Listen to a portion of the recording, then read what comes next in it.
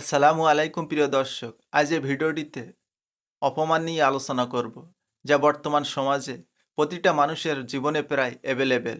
কেউ আপনাকে অপমান করলে কখনো রাগ করবেন না, কারণ রাগ করলে নিজের জীবনে ক্ষতিটা হয় বেশি।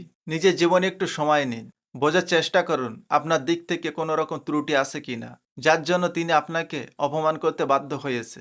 সেরকম কিছু থাকলে নিজেকে অনুতাপ করুন এবং নিজেকে শুধরে নিন। প্রয়োজনে তার কাছে ক্ষমা চেয়ে নিন। আর যদি তেমন কোনো কারণ খুঁজে না পান, তবে সেটাকে হেসে উড়িয়ে দিন এবং এড়িয়ে যান। কেননা যিনি অপমান করলেন তিনি ইচ্ছাকৃতভাবেই আপনাকে আঘাত দেওয়ার জন্যই অপমান করেছে। আপনি যদি তার কথায় সত্যিই অপমানবোধ করেন, তাহলে তার উদ্দেশ্য তো সফল হবেই। এক্ষেত্রে মনে কোনো রকম রাগ বিদ্বেষ পুষে রাখার প্রয়োজন নেই।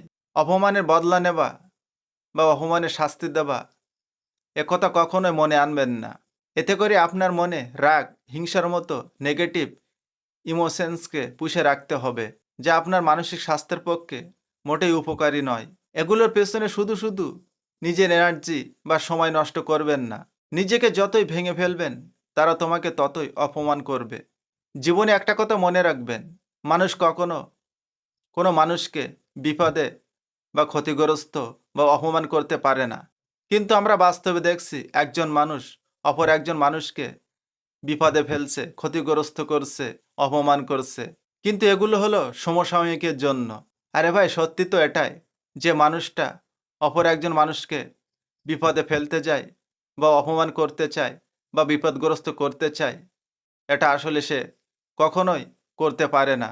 সে নিজেই একদিন অপমান ও কঠিন বিপদের মধ্যে পড়ে যায়। এটাই স্বাভাবিক এবং এটা আমাদের মনে বিশ্বাস রাখতে হবে। তাই কখনোই কেউ অপমান করলে কখনোই মন খারাপ করবেন না। যে অপমান করছে সে তার শাস্তি পাবেই পাবে, এটাই সত্যি।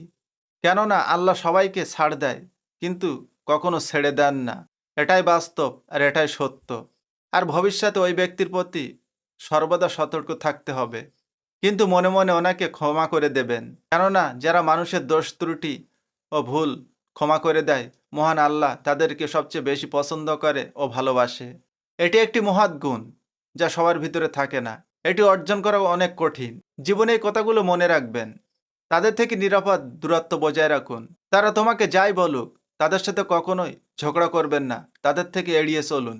তাদের সাথে খারাপ আচরণ করা বা তাদের সাথে ঝগড়া করা, এগুলো থেকে নিজেকে বিরত রাখুন এবং তাদের কখনোই ক্ষতি করার চেষ্টা করবেন না। তারা মুসলিম হলে তাদের সাথে দেখা সাক্ষাৎ হলে অবশ্যই সালাম দিয়ে ভালো কথাবার্তা ব্যবহার করবেন।